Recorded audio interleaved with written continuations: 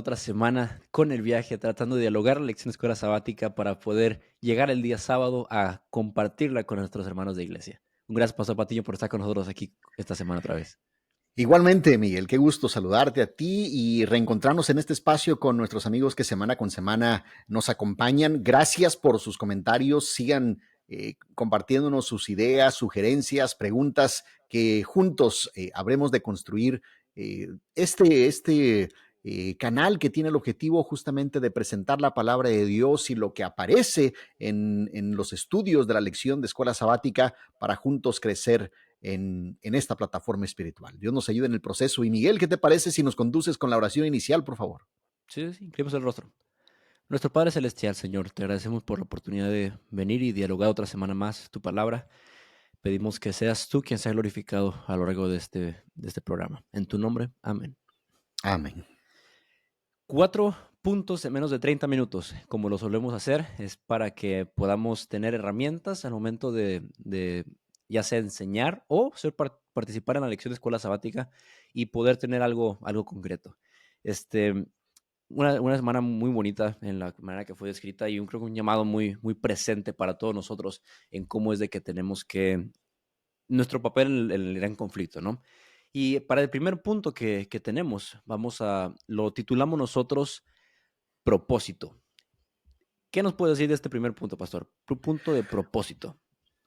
Bueno, es de llamar la atención porque aparece esta palabra desde la parte del sábado, pero creo que a lo largo de las semanas se va desarrollando este aspecto, puesto que habla de los reformadores y cómo el objetivo que tenían en su vida, un propósito que surgió de exponerse y someterse a la palabra de Dios, a estudiar la palabra de Dios, les permitió encontrar ese propósito en su vida, un derrotero que les ayudaba a saber, caray, esto que estamos encontrando tenemos que compartirlo, tenemos que expresarlo, tenemos que traducirlo, tenemos que darlo desde el púlpito. Y eso se convirtió en la antorcha de su vida.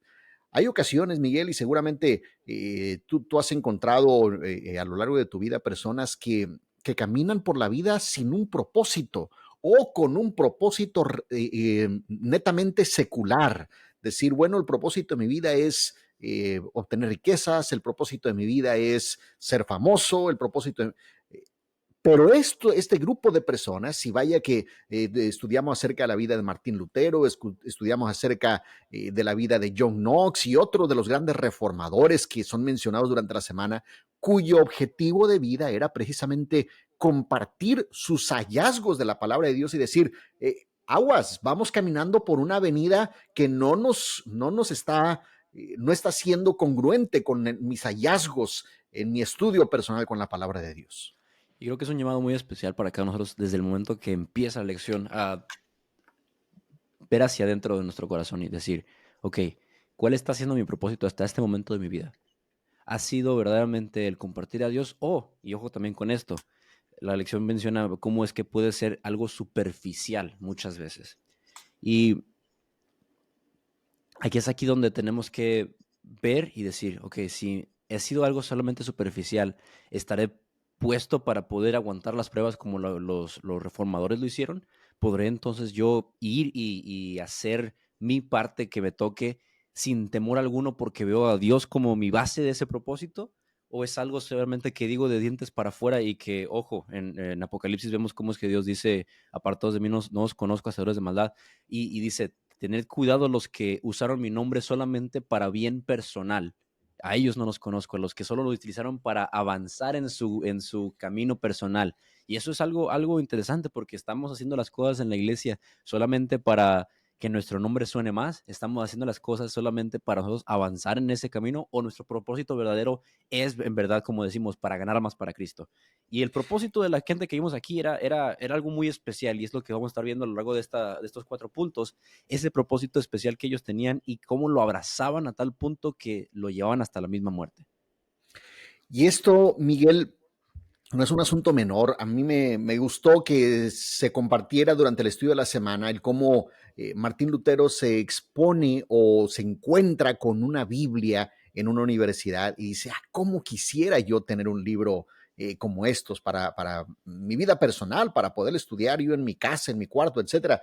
Y es que, Miguel, muchas veces cuando tenemos las cosas las damos tan por sentado, pero el contar hoy en día con una Biblia en nuestro idioma y poder considerar la palabra de Dios de una forma tan especial, vaya, hoy en día no solamente tenemos Biblias en nuestro idioma, hay softwares de la Biblia, hay aplicaciones en los dispositivos electrónicos de la Biblia que nos permiten profundizar en el estudio de la misma de una manera en que ellos no tuvieron acceso. Y softwares que no son exclusivos para ser utilizados por los teólogos o por los académicos, sino que podemos utilizarlos en nuestro diario andar, en nuestras reflexiones diarias. Esto fue lo que a ellos les abrió los ojos, es decir, comenzaron al meditar en la palabra de Dios, encontrar verdades y dijeron, no podemos nosotros estar viviendo de esta forma cuando la Biblia, que es lo que se supone debe ser nuestra brújula, está siendo no solamente malinterpretada, sino siendo dejada de lado. Así que ellos hicieron un llamado al estudio de la Biblia, hicieron un llamado también para identificar cómo el sistema religioso de ese tiempo no estaba siendo congruente con la escritura y cómo la salvación estaba siendo o la presentación de la salvación estaba siendo distorsionada. Así que ellos hacen permítame decirlo quizá de esta forma, entre los muchos llamados, al menos un llamado a volver a la Biblia, un llamado a revisar el sistema religioso de su época y un llamado a considerar la enseñanza de la salvación de su época. Y esto fue lo que les dio propósito a su vida, estos tres ejes, entre otros más, pero estos tres ejes primarios que permitieron un nuevo amanecer en la concepción religiosa del siglo XVI en adelante. Y hace una pregunta aquí, y lo llevo a lo personal. Hay una frase que dice, los reformadores saturaban su mente con las escrituras. Y ustedes pueden hacer una pregunta, no tanto de diálogo, sino de reflexión, en su momento de compartir la lección, de decir, ¿de qué estamos saturando nuestra mente nosotros hoy en día? ¿Qué es lo que verdaderamente está llenando ese espacio? Porque tenemos todas estas herramientas y verdaderamente las estamos usando como deberíamos de hacerlo. Ellos podían hacer todas estas de construcción, podían hacer todos estos estudios analíticos, podían ver y ver qué es lo que estaba mal con el sistema porque su mente estaba saturada de las escrituras. Entonces, sabían dónde estaba tal pasaje, sabían dónde podían encontrar lo que la palabra decía. Nosotros estamos haciendo lo mismo, estamos caminando por un camino y no es para decir, no estamos haciéndolo bien, sino es un llamado a despertar. Porque nunca es tarde. Lutero no estaba chiquito, él ya tenía edad. Entonces nosotros también podemos tener esa oportunidad de despertar y ver de qué estoy saturando mi mente, porque hay muchas cosas de las que lo podemos saturar. Estaba viendo hace poco un video donde era un sketch que llega una persona y le dice, te voy a dar X cantidad de dinero si me puedes decir el último video que viste. Porque dice, hoy viste 4 horas de videos, dime un video que viste, ¿qué decía? Y la persona se queda en blanco y dice, bueno, dime por lo menos de qué se trató. Y no puede decir. Y decía, nada, te voy a dar de tanta cantidad de dinero si me dices algo. Y dice, la saturaban de tanta información que no valía la pena, que al momento que se preguntaban no podían decir ni siquiera uno después de 4 horas de haber pasado en eso. Eso adormece la mente. Pero nosotros no tenemos que buscar la luz para que podamos estar despiertos ante estos ataques y ante estas cosas que estamos viviendo en los últimos días del gran conflicto. Entonces, es un llamado muy bueno para nosotros. Y esto, Miguel, podemos conectarlo con el segundo de los puntos de lo que queremos resaltar del estudio de esta semana, que es lo que tiene que ver justamente con el estudio de la palabra de Dios y la transmisión de la palabra de Dios. Sabes que de lo que la lección resalta, yo me quedo mucho con lo que William Tyndale hace. Él, radicando en un país de habla inglesa, dijo, ok, tenemos esta traducción inicial de John Wycliffe, Ujú. que la empezó hace 200 años, pero que tiene sus detalles o puede ser mejorada. Y entonces aparece William Tyndale y lleva a cabo este proceso de traducción. Hay ocasiones que no dimensionamos Ujú. el trabajo tan impresionante que representó en su época. Estamos hablando en una época en donde, vaya, no había electricidad, donde todavía el asunto de las imprentas no estaba tan revolucionado. Los espacios de trabajo eran reducidos, el acceso a los idiomas originales también no era fácil.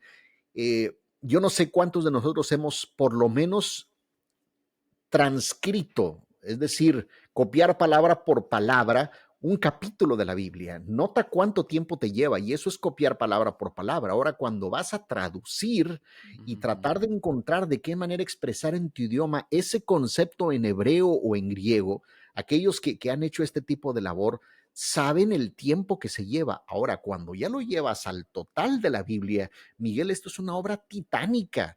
Les representó años enteros de su vida ir avanzando en el proceso porque su propósito era, yo quiero que mi pueblo, yo quiero que mi gente, yo quiero que aquellos que hablan en mi idioma puedan tener acceso a la Biblia y a las verdades a las que yo he tenido acceso. Y eso permitió un cambio tan importante porque por primera vez estaba este sagrado libro una vez más al alcance de sus vidas. Creo que en el contexto del gran conflicto podemos observar cómo Satanás precisamente durante todo este periodo antes del siglo XVI logró ocultar las escrituras de la gente. Ahora la Biblia comenzaba a llegar en sus idiomas a su gente. Dice San Mateo 28 que debemos nosotros ir a toda nación, tribu, lengua y pueblo. Y me llamó la atención una de las estadísticas que compartió el Departamento de Archivo y Estadística de la Conferencia General esta semana justamente en su cuenta de Twitter, porque compartía cómo de los 7,168 idiomas que hay en el mundo Ujú. hoy en día, se predica en 400 idiomas. Es decir, todavía no estamos predicando ni siquiera en el 10% del total de idiomas. Estamos llegando un poquitito arriba del 5% del total de idiomas. Y aquellas obras impresas en otros idiomas, estamos hablando, por ejemplo, de la lección de escuela sabática o materiales del Espíritu de Profecía, únicamente se han logrado traducir a 255 idiomas cuando hay 7,200 idiomas y dialectos en el mundo. Así que, Miguel, necesitamos Tyndales modernos, Luteros modernos, John Wycliffe modernos que puedan hacer llegar esto a todos los idiomas. Y mencionaste algo ahí en esta parte de la comunicación de la Biblia, que es la transmisión de la escritura, que vemos en los versículos y íbamos mencionando antes de empezar la grabación, cómo es de que en los versículos que vienen tanto en el día lunes y martes, en 2 de Corintios, y yo lo veo por los ataques que hace el enemigo hoy en día. En ese momento era el tratar de que no tuvieran la Biblia por lo que dice 2 de Corintios capítulo 4 y versículo 4, en los cuales el Dios de este siglo cegó el entendimiento de los incrédulos para que no le resplandezca la luz del Evangelio de la gloria del Cristo, el cual es la imagen de Dios. Y luego conversábamos de que, bueno, después en el día martes, en los párrafos después de los versículos, dice que lo excepcional de estos versículos es la seguridad de que el mismo Espíritu Santo que inspiró a los autores de la Biblia nos guía a nosotros cuando leemos las Escrituras. Entonces, decíamos que está este gran conflicto en acción desde entonces, ¿no? Donde tenías a Satanás, el Dios de ese siglo, tratando de oscurecer las mentes y el Espíritu Santo, el que tratando de hacer que ellos pudieran entender. Y ahora el ataque se ha ido del ver quien te quito la Biblia, ahora bueno, tienes acceso a la Biblia, ahora ¿qué es lo que hago con ella? Le quito, como dice la lección, la parte supernatural, le quito la parte donde lo veas como un libro verídico y simplemente lo veas como un libro de que, no, es de historia. Y vean, noten la diferencia de verídico y de historia. Verídico ves y ves todo milagro que se hizo, toda profecía que está como algo, un hecho, que es como lo veían los reformadores. Un libro histórico es donde dices, bueno, eso te puede ayudar a entender un poquito más de historia de ese tiempo, como es como muchas personas lo suelen usar. Entonces, nos estamos nosotros enfrentando a un tipo de ataques distintos a lo que los reformadores se enfrentaron, donde ya no es tanto, en muchos países, todavía hay algunos, pero en muchos países ya no es tanto la muerte física, sino la muerte social. Y repito esta parte, porque la muerte social está donde, tú eres de los que predica eso, entonces te cancelamos y eres de los que no entiende que está viendo. Necesitas ir, de hecho, hayan habido muchachos y estos influencers que quieren compartir, donde están con un grupo de amigos que no creen y ellos quieren compartir de Cristo o quieren compartir de la Biblia o simplemente lo dicen de yo creo en esto y las demás personas, esos influencers con mucho seguimiento dicen, no, tú tienes que ir al psicólogo, estás mal. Y lo sacan del grupo de amigos y esta persona no volvió a aparecer en ese canal. Esa es una muerte social. Y nosotros podemos experimentar esto en nuestros círculos cuando salgamos ya sea a la universidad, cuando salgamos ya sea al trabajo, cuando salgamos con las familias, hasta puede ser, donde al momento de yo decir que creo lo que la palabra de Dios dice de manera con su poder supernatural y lo quiero compartir como tal, entonces estoy casi como, en vez de una muerte física como los reformadores, estoy sometiéndome a una muerte social en la que soy excluido, en la que soy tirado a loco, en la que soy puesto a un lado porque creo en lo que la Biblia dice. Y ese es el ataque que está sucediendo. Entonces, aquí es donde entra el Espíritu Santo y diciendo, ahí es donde nos va a dar una nueva manera en la que podemos nosotros compartir, en una nueva manera en la que nosotros podemos hacerlo y quedándonos hasta el fin conociendo, esto es en lo que creo, con esto es en lo que llevo, aún a mi muerte social, si eso es a lo que me lleva. Miguel, has tocado un punto muy importante, me parece, de lo que es la lección de esta semana y en el contexto del trimestre, porque justamente así como el enemigo primero en aquella época trató de esconder la Biblia, ahora la Biblia está al alcance de la gran mayoría de personas y lo que realiza Satanás es despojarla de ese poder sobrenatural. Cuando según los Corintios 4:4 dice que el Dios de este siglo cegó a los incrédulos para que no creyesen, hoy en día el cegarlos no tiene que ver con esconderle, tiene que ver con decir, esto no es un libro que nos habla de milagros, esto no es un libro que nos habla de que realmente Cristo vendrá por segunda vez. Ujú. No, por favor, vamos a... Y entonces la gente procura al despojarle ese carácter sobrenatural, estamos dando el reconocimiento a la propuesta satánica de despojar la Biblia de esto. Hay que tener mucho cuidado y un balance muy objetivo en el proceso. Y con esto podemos avanzar al punto número 3 que tenemos, que lo hemos titulado Él por mí, porque lo basamos en uno de los, en una cita que la verdad se nos hizo muy, muy poderosa a ambos cuando estábamos dialogando, que la encontramos en el día Miércoles. miércoles y dice así, Cristo fue tratado como nosotros merecemos, para que nosotros pudiésemos ser tratados como Él merece. Primera parte. Segundo dice, fue condenado por causa de nuestros pecados en el que Él no había participado, con el fin de que nosotros pudiésemos ser justificados por medio de su justicia, en la cual no habíamos participado. Y el último punto, Él sufrió la muerte que era nuestra para que pudiésemos recibir la vida que era suya. Qué poderoso este párrafo que tenemos ahí, esa cita que nos hace ver el trabajo de Cristo por nosotros, en esa sustitución de Él por mí.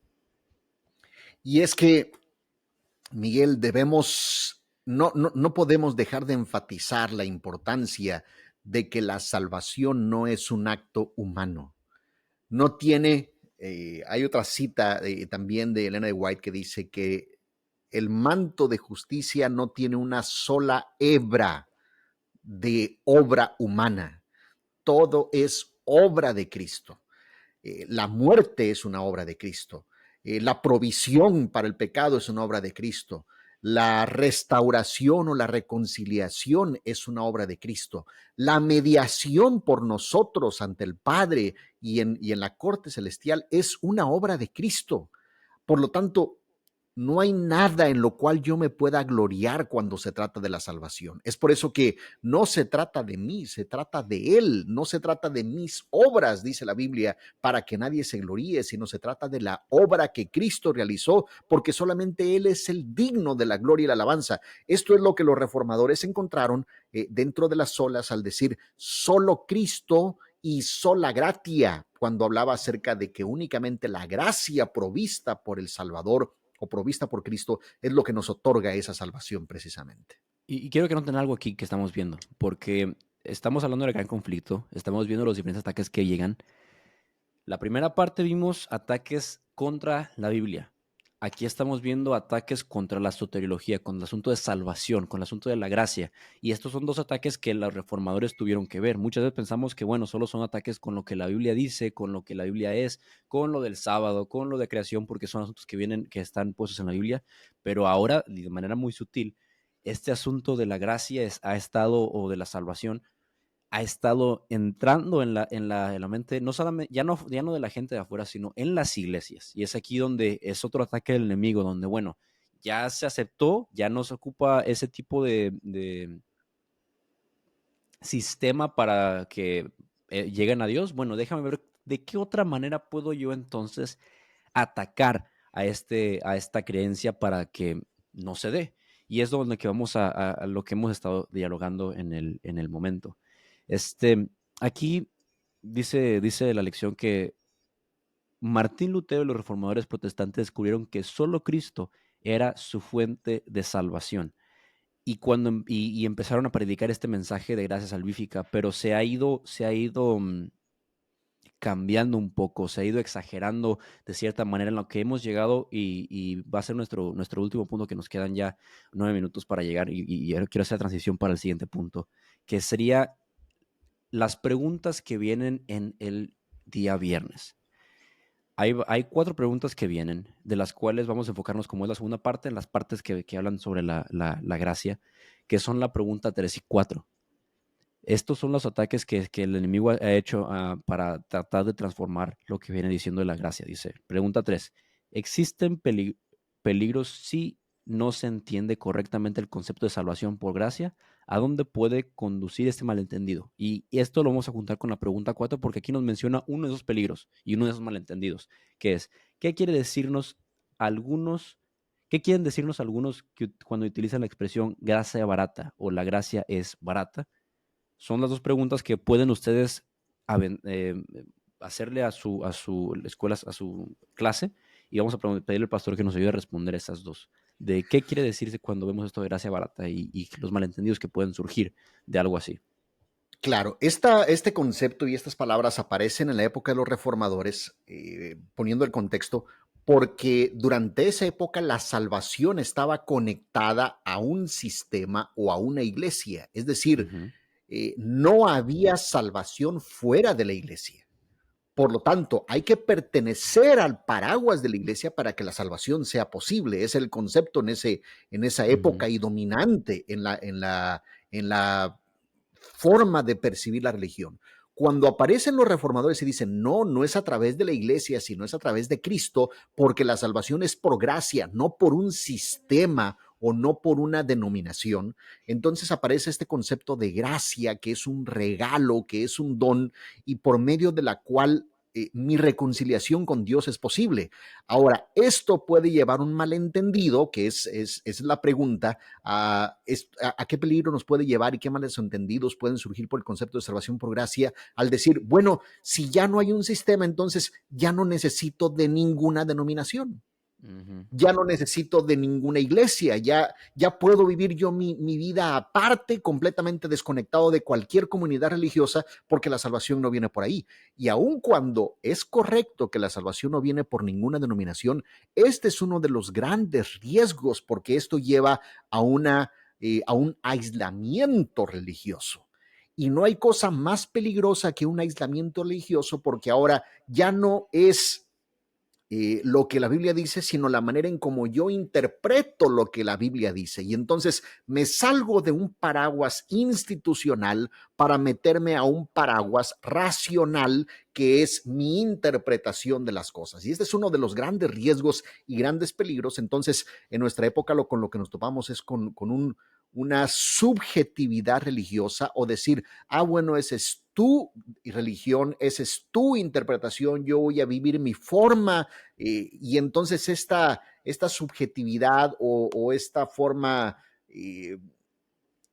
no tan concreta que viene de la Biblia o de la así dice Jehová, nos puede llevar a ese aspecto. Y entonces, por otro lado, también tenemos el concepto de gracia barata, que tú lo mencionabas.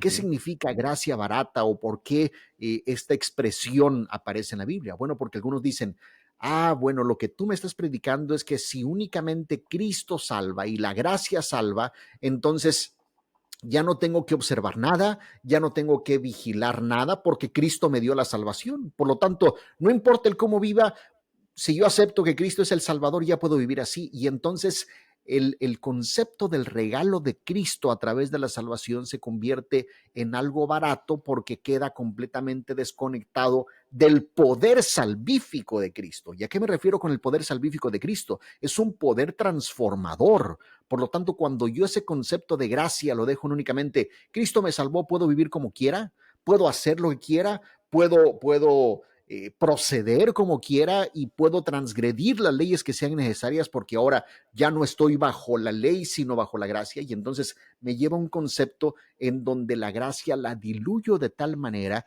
que, repito, el poder y la gloria transformadora de Cristo la hago completamente de lado. Mantener este equilibrio entre lo que es una salvación otorgada por Dios y cómo Dios me transforma para crecer de gloria en gloria a su semejanza, es la importancia de mantener ese equilibrio entre lo que son estos dos conceptos.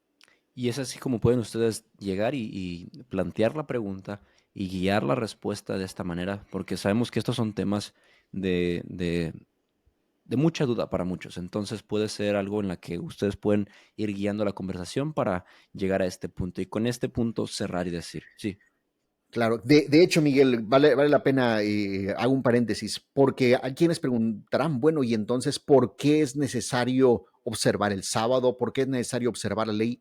No es que sea necesario para propósitos salvíficos, sino más bien es el resultado de una vida alcanzada por Dios y de una salvación otorgada por Dios. Por lo tanto, la obediencia a Dios viene como resultado de la salvación y mm, esto nos permite vivir una vida despojada de estas cadenas de legalismo y entonces decir, Señor, yo precisamente porque te alabo, vivo como tú quieres, porque el Señor obra ese poder transformador. Y entonces ya no es lo que yo obedezco la razón de mi salvación, sino Cristo y su poder transformador es la razón de la salvación. y esperemos que verdaderamente sea Cristo nuestra razón y nuestro vivir y el propósito por el cual hacemos todo. Amén. Gracias por estar con nosotros en esta semana, en otro episodio del viaje con Jesús a la Tierra Prometida. Nos vemos a la próxima semana. Hasta luego.